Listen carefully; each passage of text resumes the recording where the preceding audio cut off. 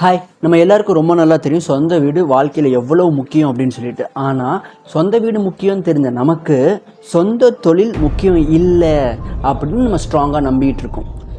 ஒரு ரிசர்ச்சுங்க 2-3 ரிசர்ச் சொல்கிறேன் பாருங்கள். ஃபஸ்ட்டு பார்த்தோம் அப்படின்னா 2 வருஷத்துக்கு மேலே ஒரு தொழிலில் நான் ஒரு வேலையில் இருக்கேன் அப்படின்னா 2 வருஷத்துக்கு மேலே நான் ஒரே இடத்துல இருந்தேன் அப்படின்னா என் வாழ்க்கையில் நான் சம்பாதிக்கிற வெல்த்தில் சொத்தில் 50% வந்து நான் கம்மியாக சம்பாதிப்பேனாமா. இதிலிருந்து நம்ம என்ன தெரிஞ்சுக்கலாம் அப்படின்னா, நான் அதிகமாக என்ன பண்ணிகிட்டே இருக்கணும் அப்படின்னா வேலைகளை லைக் 2 வருஷத்துக்கு ஒருக்கா 3 வருஷத்துக்கு ஒருக்கா நான் மாற்றிக்கிட்டே இருக்கணுமாமா. அப்போ எனக்கு ஹைக்கும் கிடைக்கும், என்னோடய வெல்த்தும் வந்து ரொம்ப ரொம்ப அதிகமாகும். இது ரொம்ப பெரிய ஒரு உண்மை.